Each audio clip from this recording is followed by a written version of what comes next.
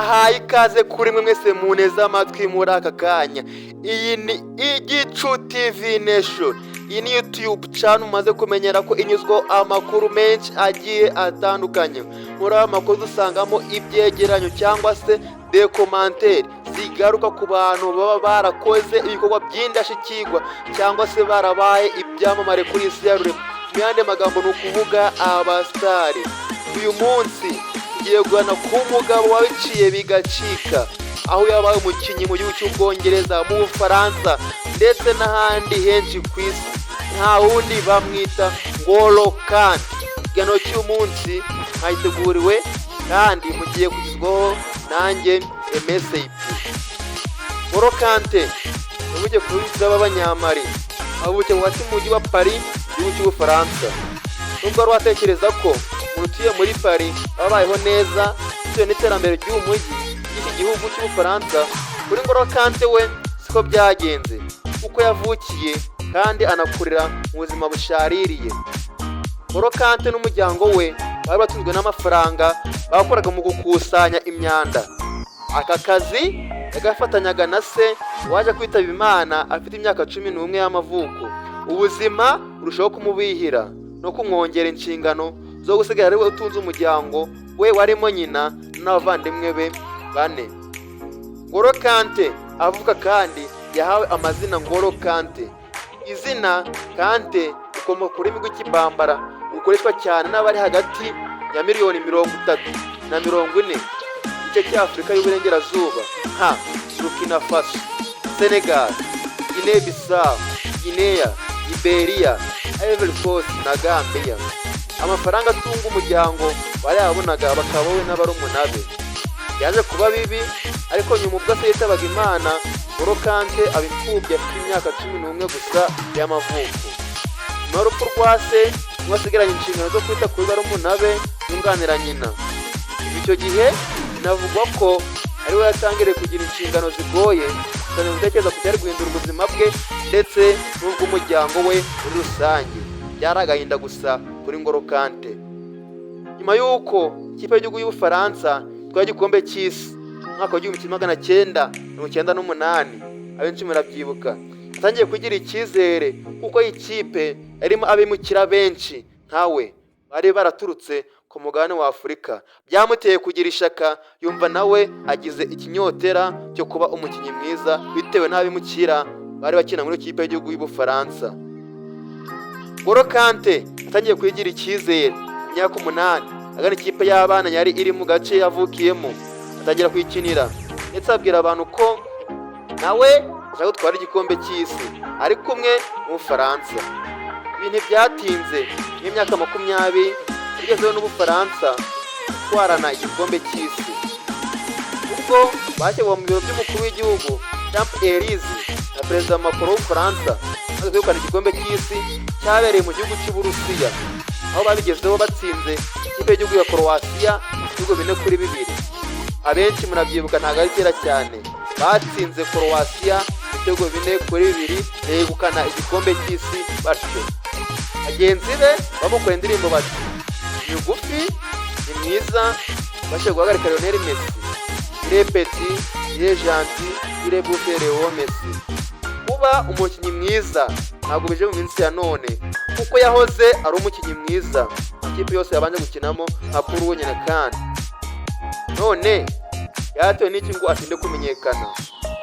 Uwamutoje umuzi neza ariwe Pierre Ville avuga ko icyabiteye ari ukuba abascout cyangwa se abantu barambagiza abakinnyi.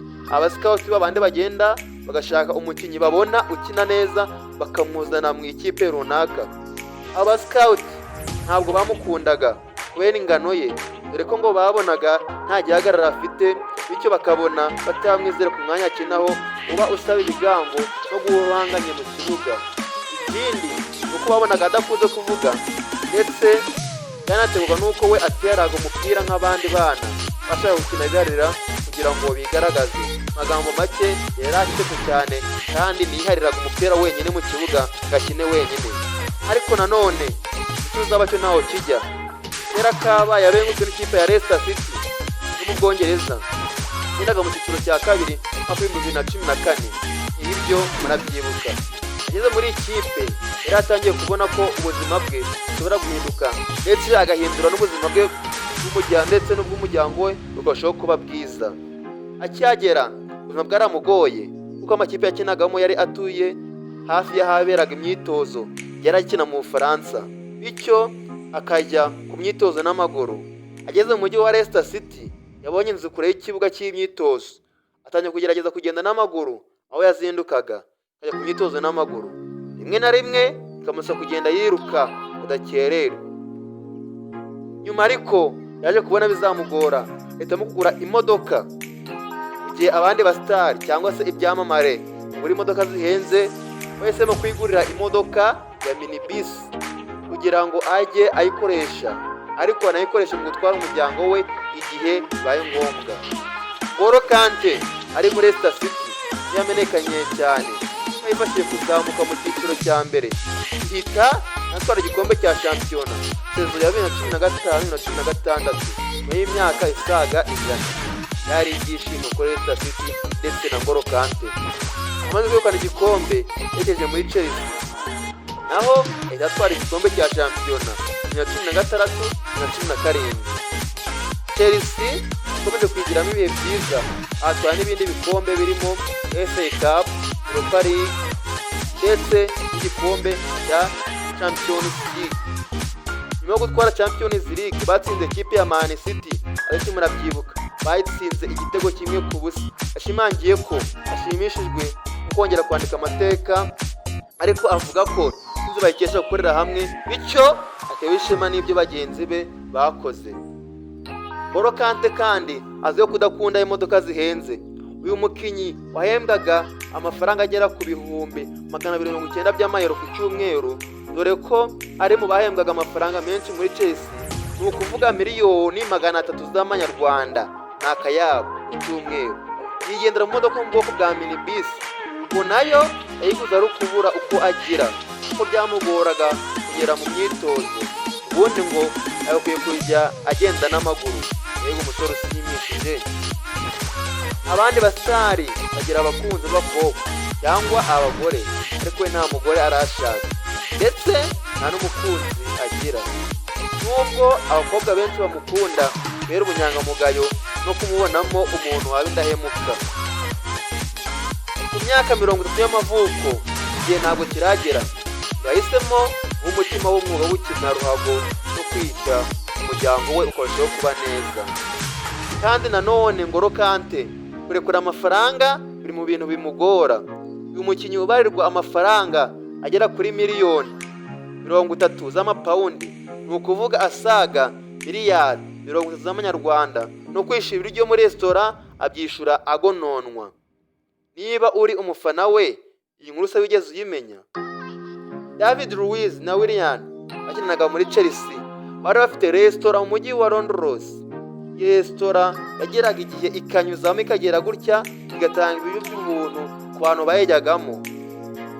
Uyu munsi N'Golo Kante ntiyatangwaga, yarazaga akarira ubuntu, atinya kujya ahandi ngo yishyure. Yego umusore. N'Golo Kante nubwo yize bimugoye, ariko yabashije kwiga. Afite imyaka 18 gusa y'amavuko, yabonye impamyabumenyi y'icyiciro cya mbere cya kaminuza mu icungamutungo, aza no kongeraho imyaka 2 abona impamyabushobozi y'icyiciro cya kabiri mu icungamutungo. N'Golo Kante avuga ko nasoza ruhago azakora akazi ko kwibera umubitsi. Uyu ni umwuga n'ubundi n'uwari amahitamo ya kabiri ugiye gukina ruhago byari bimukundiye. Ngayo amateka ya N'Golo Kante. Ikiganiro mwagiteguriwe kandi mukizwaho nanjye MSAT. Ndabakunda cyane, wege gukanda subscribe, share, comment kuri YouTube channel, kandi ni Igicu TV Nation kugira ngo